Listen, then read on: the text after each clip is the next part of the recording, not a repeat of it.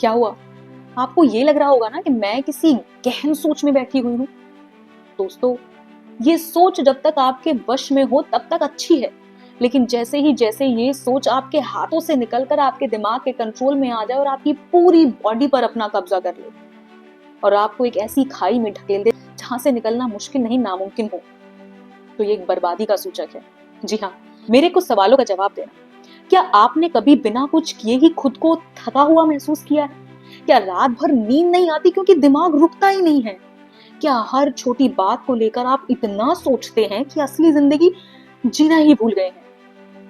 अगर इन सवालों का जवाब हाँ है, तो शायद आप भी उन लाखों लोगों की तरह ओवर थिंकिंग के शिकार हो गए हैं।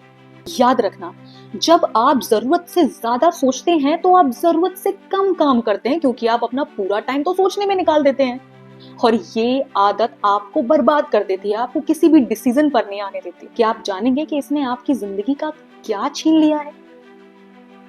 शायद आपसे आपकी खुशी छीन ली, आपसे आपका संतुलन छीन लिया, आपसे आपके दिमाग का बैलेंस छीन लिया और सबसे जरूरी बात, इसने आपसे आपको छीन लिया। आप जानते हैं इस ओवर थिंकिंग के नुकसान क्या क्या होते हैं? मानसिक थकावट होने लगती है, फैसले लेने की क्षमता खत्म हो जाती है, आत्मविश्वास में कमी हो जाती है, चिंता, तनाव, डिप्रेशन होने लगता है और सबसे ज्यादा हमारे रिश्तों में खटास आ जाती है। तो हेलो दोस्तों, मैं शिवानी शर्मा आपका अपने इस चैनल में बहुत बहुत स्वागत करती हूँ। आज हम उस गंभीर विषय पर बात करने जा रहे हैं, यानी मोस्ट इंपॉर्टेंट टॉपिक, जिसमें भारत के लगभग हर 3 व्यक्ति में से 2 व्यक्ति जूझ रहे हैं, यानी ओवर थिंकिंग। चीजों का ना बनना, ना हो पाना हमारे दिमाग पर इतना हावी हो जाता है कि हमें अंदर ही अंदर गलाने और सड़ाने लगता है। तो दोस्तों, आप इस चैनल पर नए हैं तो सबसे पहले सब्सक्राइब कीजिए, क्योंकि ये चैनल आपकी लाइफ को बदलने के लिए ऐसे ऐसे टॉपिक्स आपके सामने रखता है ताकि आप उस पर विचार करें, उस पर सोचें, खुद को बदलें और अपने एक बेहतर कल की शुरुआत कर सकें। यहाँ आपको पता लगेगा कि ओवर थिंकिंग क्या होती है, इससे आपकी लाइफ में कैसे चेंजेस आते हैं और सबसे लास्ट में मैं आपको बताऊंगी कि आप कैसे इससे बाहर आ सकते हैं। तो लास्ट पॉइंट देखना बिल्कुल ना भूलें, क्योंकि जितनी ज्यादा बीमारी समझ में आनी चाहिए उतना उसका इलाज भी आना चाहिए, और आधा ज्ञान आपको फिर से ओवर थिंकिंग में ढकेल सकता है। ओवर थिंकिंग एक ऐसा मानसिक रोग है जो बाहर से दिखाई नहीं देता, लेकिन अंदर ही अंदर इंसान को तोड़ता रहता है। यह सिर्फ सोचने की प्रक्रिया नहीं है, बल्कि यह बार बार हर बार खुद से लड़ने की आदत है। यह धीरे धीरे आपके आत्मविश्वास को खत्म कर देता है, फैसले लेने की ताकत आपसे छीन लेता है, आपको हर पल एक बेचैन और भ्रमित इंसान बना देता है। अगर मेरी वीडियो कोई माँ बाप देख रहे हैं तो आपका फर्ज बनता है कि आप अपने बच्चों पर देखें कि क्या उनके साथ तो ऐसा नहीं हो रहा, क्योंकि अगर बचपन बर्बाद हो जाता है तो यही बचपन जवानी और बुढ़ापे को बर्बाद कर देता है। अगर आप टीनेजर हैं तो आज ही अपनी इस ओवर थिंकिंग की आदत को सुधार लें, क्योंकि आपके सामने पूरा विश्व बाहें फैलाकर आपकी सफलता का इंतजार कर रहा है और ये ओवर थिंकिंग आपको गड्ढे में गिरा देगी। आप जानते हैं इस ओवर थिंकिंग के कारण क्या क्या है? बचपन से सुनी हुई आलोचना या डांट, यानी तू नहीं कर पाएगा, तुझसे नहीं होगा, ये गलती मत कर, ये काम मत कर, गलत हो जाएगा, ऐसे मत कर, ऐसे हो जाएगा, अगर ये नहीं किया ना तो तुझे ये भुगतना पड़ेगा।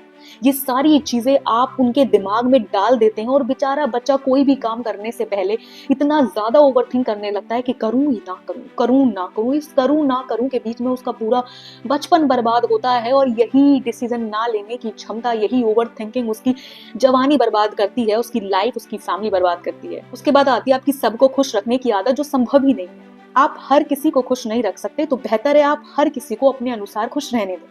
अगला पॉइंट आता है हर फैसला सही और परफेक्ट लेने की कोशिश। देखिए, हम किसी भी फैसले पर विचार विमर्श करके उसको सही करने के लिए अलग अलग कदम उठा सकते हैं, लेकिन अगर आप इम्प्लीमेंट करने से पहले ही उसे अपने दिमाग में इतना विजुअलाइज कर लेते हैं कि अगर ये गलत हो गया तो क्या हो गया, गलत हो गया, हर फैसला सही नहीं हो सकता। दोस्तों, पहले तो ये समझना सीख लीजिए, जिस तरीके से हर बार हम जीत नहीं सकते ना, हार भी कभी कभी सामने आती है, उस प्रकार हर फैसला सही नहीं हो सकता। जिस दिन आपने ये समझ लिया, उस दिन ओवर थिंकिंग के आधे से ज्यादा चीजें तो खाली हो जाएंगी। अगला पॉइंट है पुराने अनुभवों का असर। हमारी जिंदगी का बहुत बड़ा पार्ट पुराने अनुभवों से भरा हुआ है और हमारे पुराने अनुभवों का सागर हमें उसमें और डुबोता चला जाता है। देखिए, लाइफ के साथ साथ ये नहीं कहूंगी कि आप चीजें छोड़ दीजिए, लेकिन उस वक्त को खुद को माफ कर दीजिए। अगला पॉइंट है समाज का डर कि लोग क्या कहेंगे। सबसे बड़ी दिक्कत तो यही है, जिन लोगों के बारे में हम सोचते हैं कि वो लोग क्या कहेंगे, वो लोग भी यही सोच रहे होते हैं कि लोग क्या कहेंगे। हर इन लोगों के कहनों के चक्कर में तो हमने अपनी पूरी जिंदगी ऐसी तैसी कर ली है। मत सोचो कोई क्या कहता है। अगर आप अपने लिए मायने रखते हैं तो बिल्कुल मत सोचो। आपको अपने डिसीजन पे विश्वास होना चाहिए। एक राइट डिसीजन लो, एक राइट टाइम टेबल बनाओ, एक सही डिसिप्लिन के साथ काम करो, आप सफल होगे। आज जिन लोगों से आपको डर लग रहा है, कल आपकी सफलता पर यही लोग खड़े होकर तालियां बजाएंगे। और अगर आप थोड़े से भी डगमगाए या गिरे, यही लोग खड़े होकर आपको गालियां देंगे। तो जिनका अपना कोई स्टैंड नहीं है, उनसे डरने की जरूरत नहीं है। आप अपने लिए काम करना शुरू करो। जो आपके जीवन में इंपॉर्टेंट लोग हैं, उनसे सलाह लो। अगला और सबसे जरूरी, जरूरत से ज्यादा जानकारी और विकल्प। देखिए दोस्तों, अगर आपके पास किसी भी चीज की जरूरत से बहुत ज्यादा जानकारी होगी या बहुत ज्यादा विकल्प होंगे, तो आप मकड़ी के जाले की तरह उसमें फंस जाएं। आपको समझ में ही नहीं आएगा कि आपको क्या डिसीजन लेना है या आपको करना क्या है। देखिए, बहुत सारे विकल्प हमें भ्रमित करने का काम करते हैं। तो सबसे पहले अपनी चीजों को क्लियर करना सीखिए कि आप चाहते क्या हैं। उसके अनुसार विकल्प बनाइए और उन पर काम करना शुरू कीजिए। भयंकर बीमारी के बारे में तो मैंने आपको बता दिया, जो आपको अंदर से खोखला कर देती है, आपके रिश्ते आपको खत्म कर देती है। अब मैं आपको ये बताऊंगी कि आप इससे कैसे बच सकते हैं, इसके उपाय क्या क्या हैं। आइए इसे कुछ पॉइंट्स में समझते हैं। पहला पॉइंट है कि लिखो, यानी जो भी आपके दिमाग में चल रहा है उसे कागज पर उतारे। क्योंकि जब चीजें बार बार आपके दिमाग में आती हैं, उनका कोई हल नहीं निकलता, किसी को बता नहीं सकते, सुना नहीं सकते, तो सबसे ज्यादा आसान है कि उन चीजों को अपने दिमाग से हटाकर कागज पर उतार दो। दूसरा है कि समय तय करो, यानी हर निर्णय लेने के लिए सीमित समय तय करें।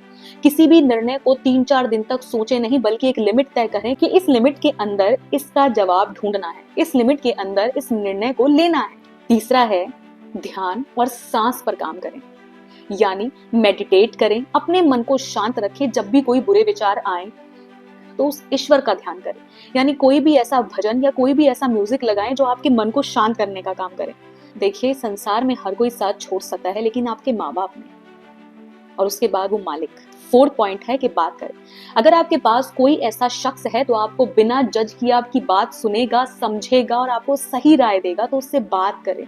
आप जानते हैं कि बहुत सारी कंफ्यूजन का सिर्फ एक सोल्यूशन होता है, बात करना किसी ऐसे शख्स से जिस पर आप भरोसा कर सकें।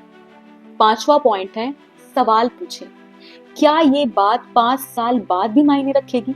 यानी जिस बात पर आज आप घंटों सोच रहे हैं, रो रहे हैं, परेशान कर रहे हैं, खुद को अपना जीवन बर्बाद करने पर तुले हुए हैं या किसी और का जीवन बर्बाद करने पर तुले हुए हैं, क्या ये बात 5 साल बाद भी मायने रखेगी? क्या ये बात इतनी जरूरी है?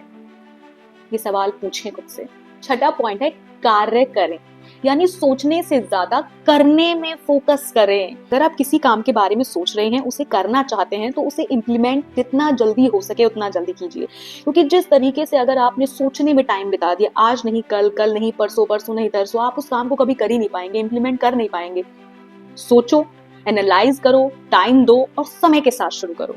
दोस्तों, मेरी बात ध्यान से सुनो। जिंदगी एक सुर है, जिसमें कुछ सुर बिगड़ भी गए हो तो भी वो संगीत बदसूरत नहीं लगता, बल्कि सुंदर ही बनेगा। इसलिए ज्यादा मत सोचिए, बस जीना शुरू कीजिए। क्योंकि जब तक आप खुद को नहीं छोड़ेंगे, ये जिंदगी आपको नहीं पाएगी। अपने आप को अपनी सोच से मुक्त करना सीखिए, इसमें अच्छे विचार लाइए, इस ओवर थिंकिंग, ओवर चीजों को हटा दीजिए।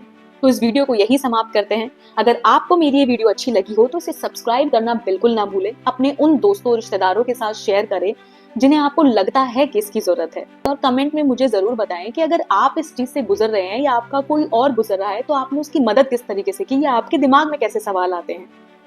तो मिलते हैं अगली वीडियो में। Thank you.